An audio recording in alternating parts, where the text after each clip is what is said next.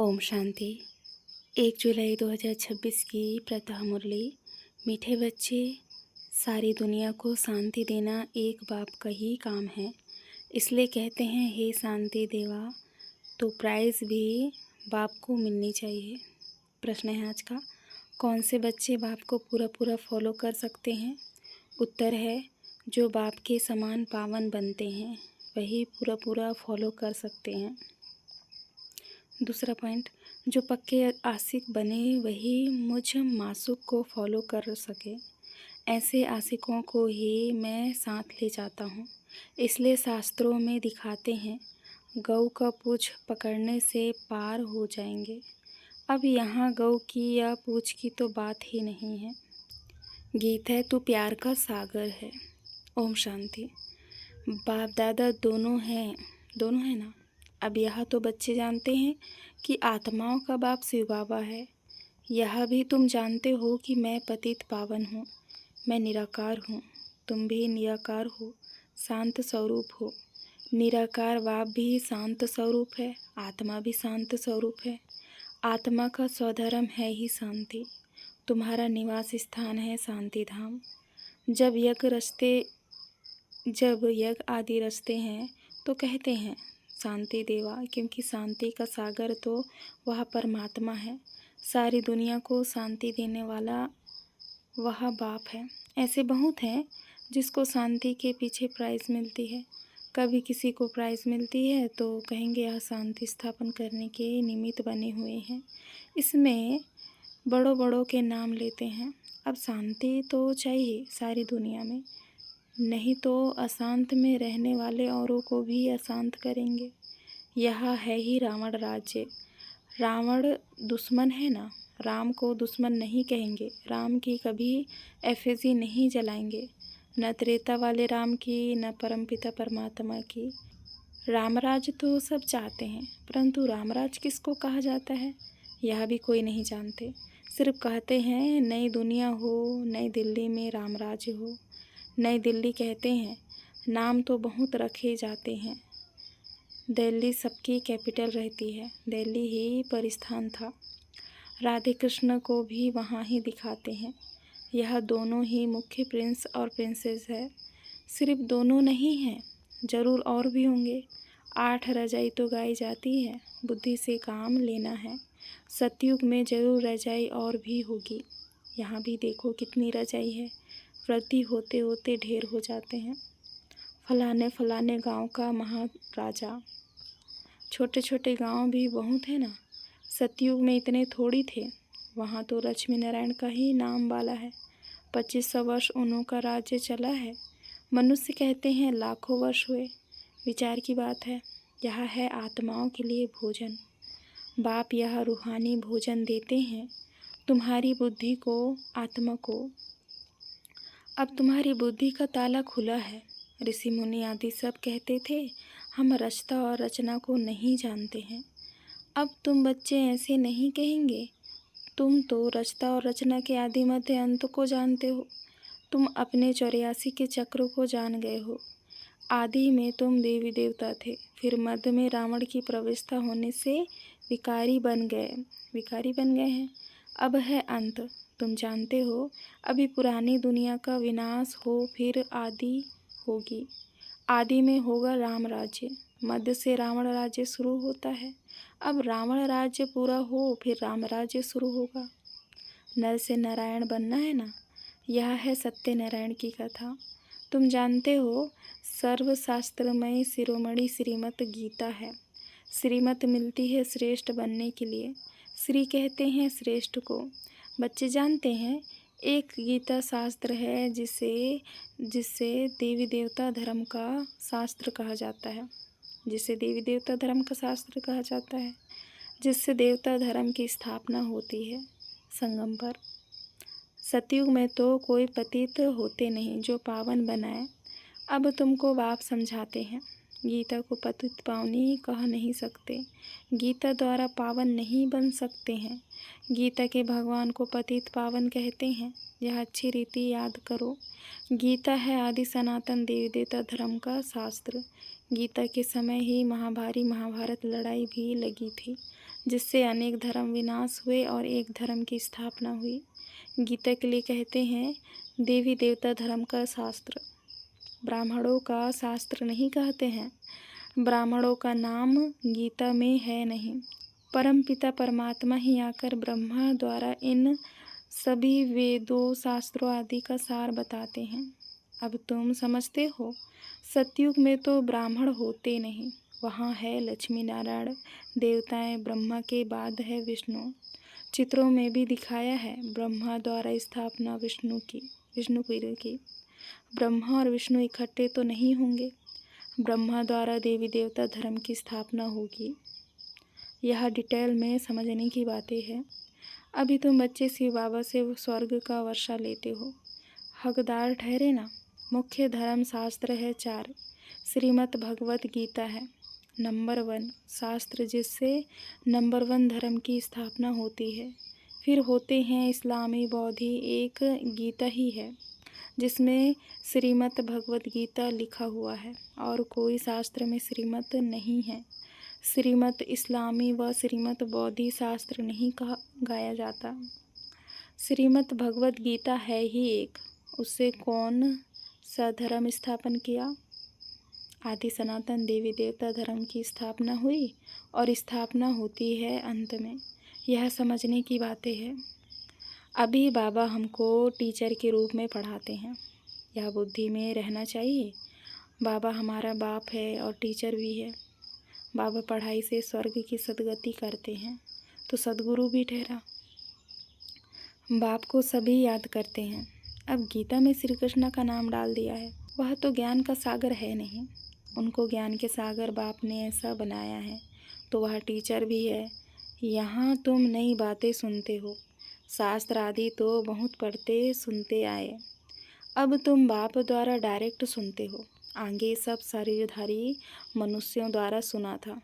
अभी तुम समझते हो, हम आत्मा असल में अशरीरी थे, पीछे फिर शरीर धारण किया है। बाबा भी अशरीरी है। शिवलिंग बनाते हैं ना, आत्मा शरीर द्वारा उनको पूछती है, पुकारते भी हैं, हे परमपिता परमात्मा आकर हम पतितों को पावन बनाओ। लिंग की पूजा करते हैं, परंतु यह थोड़ी ही समझते हैं कि यह पतित पावन बाप है जिसको हम पुकारते हैं। शिव भगवान है, ईश्वर है, बस ऐसे ही याद करते हैं। उनको बाबा कहे तो बुद्धि में आए कि बाबा से वर्षा मिलना चाहिए। हमको वर्षा मिला है, तब हम पूछते हैं। भारतवासियों को वर्षा मिला जरूर है, कब मिला यह भूल गए हैं। अब तुम बच्चे समझते हो, बच्चे कहते हैं हम बाबा के पास आए हैं। शिव बाबा ब्रह्मा तन में आकर समझाते हैं। त्रिमूर्ति का नाम वाला है, त्रिमूर्ति मार्ग नाम भी रखा है। बाप की महिमा बहुत है, गीत में भी सुना, प्यार का सागर है, सर्व का सद्गति दाता है, सर्व को सुख शांति देने वाला है, सर्व का दुख हरता सुख करता है। बहुत प्यार है, बहुत प्यार है ना। उनसे प्यारी चीज़ कोई और होती नहीं।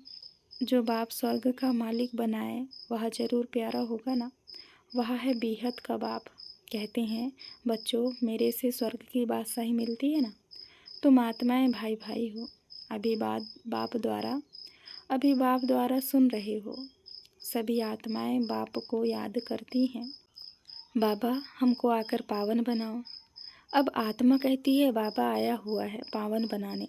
कहते हैं बच्चों, 5000 वर्ष पहले तुमको पावन बनाने आया था। अब मुझ बाप को याद करो तो तुम्हारे भी कर्म विनाश होंगे और तुम्हारे सब दुख दूर हो जाएंगे। पुकारते भी हैं, हे पतित पावन आओ, अथवा तालियां बजाते रहते हैं, रंडियां मारते रहते हैं। पतित पावन सीताराम तो खुद पतित ठहरे ना। यह है ही नरक, इसको रौरा नरक कहा जाता है। गरुड़ पुराण में तो रोचक बातें बहुत लिख दी है कि यह करने से यह बनेंगे, यह होगा। फिर कहा देते गौ का पूंछ पकड़ने से स्वर्ग में चले जाएंगे, ऐसा कुछ लिखा हुआ है। अब जानवर की तो बात नहीं, तुम गौ माता हो ना। तुम्हारी पूंछ अथवा तुम्हारी पीठ जब तक कोई न पकड़े तब तक रास्ता मिल न सके।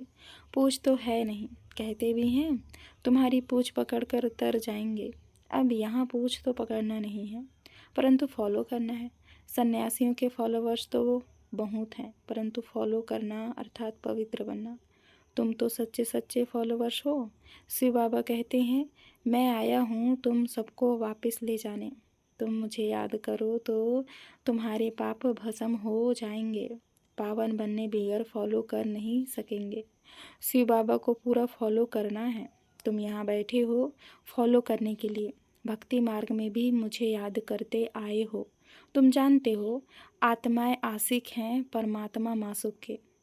आत्माएं उनको याद करती हैं और वह आए हैं लेने लिए। कहते हैं मुझे फॉलो करो तो तुम्हारे को साथ ले जाऊंगा। कैसे फॉलो करो वह भी समझाते हैं। मैं हूँ पावन, तुम हो पतित, तो ज़रूर पावन बनना पड़े, ज़रूर फॉलो करना पड़े। विकारी तो फॉलो कर ना सके। फॉलो करने के लिए मेरे समान पवित्र बनो। क्या मैं पतितों को अपने साथ शांति धाम ले जाऊंगा? इतने सब मनुष्य भक्ति तप दान पुण्य आदि करते हैं मुक्ति पाने के लिए, क्योंकि यहाँ दुख है और चाहते हैं हम अपने घर वापस जाएं। बाप कहते हैं पवित्र जरूर बनना पड़ेगा। मैं पावन हूँ तब तो तुमको पावन बनाता हूँ। आऊँगा भी ब्रह्मा के तन में। मैं रचता हूँ, मैं इस ब्रह्मा के तन में आता हूँ। दिखाते भी हैं ब्रह्मा द्वारा बाप देवी देवता धर्म की स्थापना करते हैं। तुम बीके ही जानते हो कि शिव बाबा को फॉलो करना है। बाप कहते हैं मुझे याद करो तो मैं प्रतिज्ञा करता हूँ पावन दुनिया में ले चलूँगा और कोई उपाय है नहीं।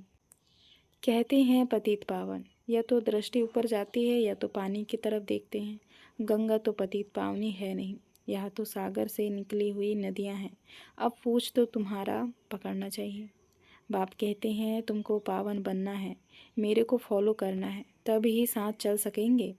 बाप कहते हैं तुम मेरे साथ रहने वाले थे, अब 84 का चक्र लगाए पतित बने हो।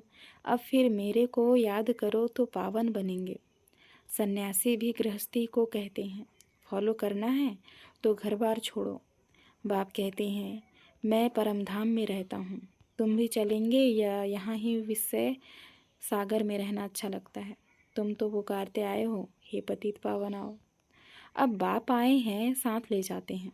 कल्प कल्प आकर तुमको साथ ले जाता हूँ। फिर सतयुग में तुम बहुत सुखी रहते हो। यह लक्ष्मी नारायण स्वर्ग के मालिक थे ना, इन्हों को इतना सुख देने वाला कौन?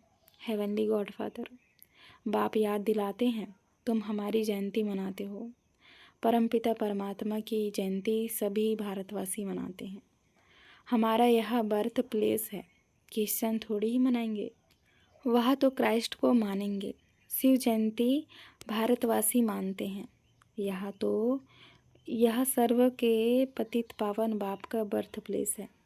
बाप सबको सुख देने वाला है, सर्व को लिबरेट करने वाला है, तो भारत कितना ऊंच है। बाप जानते हैं ड्रामानुसार जब हमारे बच्चे बहुत दुखी हो जाते हैं तब मैं आता हूँ वर्षा देने। बाप है ज्ञान का सागर, सुख का सागर, बच्चों को वर्षा दे रहे हैं। कहते हैं मुझे फॉलो करो। यह जानते हो हम आत्मा विकारी हैं, इसलिए शरीर भी विकारी ही है। सतयुग में आत्मा पवित्र है तो शरीर भी पवित्र मिलता है। अब बाप कहते हैं बच्चे पावन बनो, याद से ही तमो प्रधान से सतो प्रधान बनेंगे। अच्छा याद प्यार लेते हैं। मीठे मीठे सिकल दे बच्चों प्रति माता पिता बाप दादा का याद प्यार और गुड मॉर्निंग। रूहानी बाप के रूहानी बच्चों को नमस्ते। हम रूहानी बच्चों के रूहानी माता पिता बाप दादा को याद प्यार और नमस्ते नमस्ते। शुक्रिया बाबा शुक्रिया। धारणा के लिए मुख्य सार है। पहला पॉइंट, बाप से स्वर्ग का वर्षा लेने के लिए मैं आत्मा भाई भाई हूँ, यह पक्का करना है। बहुत प्यार से रहना है, जैसे बाप प्यारे ते प्यारा है ऐसे प्यारा बनना है। दूसरा पॉइंट है बाप समान। दूसरा पॉइंट है बाप समान पावन बनकर बाप को पूरा पूरा फॉलो करना है। बाप के साथ वापस घर शांति धाम चलने के लिए पावन जरूर बनना है। आज का वरदान है निर्बल आत्माओं में शक्तियों का फोर्स भरने वाले ज्ञानदाता सुवरदाता भव। विस्तार है वर्तमान समय निर्बल आत्माओं में इतनी शक्ति नहीं है जो जंप दे सके, उन्हें एक्स्ट्रा फोर्स चाहिए। तो आप विशेष आत्माओं को स्वयं में विशेष शक्ति भर करके उन्हें हाई जंप दिलाना है। इसके लिए ज्ञानदाता के साथ साथ शक्तियों के वरदाता बनो। रचता का प्रभाव रचना पर पड़ता है, इसलिए वरदानी बनकर अपनी रचना को सर्व शक्तियों का वरदान दो। अभी इसी सर्विस की आवश्यकता होती है। स्लोगन है, साक्षी होकर हर खेल देखो तो सेफ भी रहेंगे और मज़ा भी आएगा। यह व्यक्ति सारे ज्वाला स्वरूप स्थिति में रह शक्तिशाली याद का अनुभव करो। आप महान तपस्वी आत्माएं ज्वाला रूप शक्तिशाली याद द्वारा प्राप्ति के किरणों की अनुभूति करो और कराओ। आपका तपस्वी स्वरूप औरों को देने का स्वरूप है। जैसे सूर्य विश्व को रोशनी देने की और अनेक विनाशी प्राप्तियों की अनुभूति कराता है, ऐसे आप भी अपने तपस्वी स्वरूप द्वारा शांति और शक्ति की किरणें देते रहो। अच्छा बाबा, शुक्रिया बाबा, शुक्रिया बाबा, शुक्रिया। ओम शांति।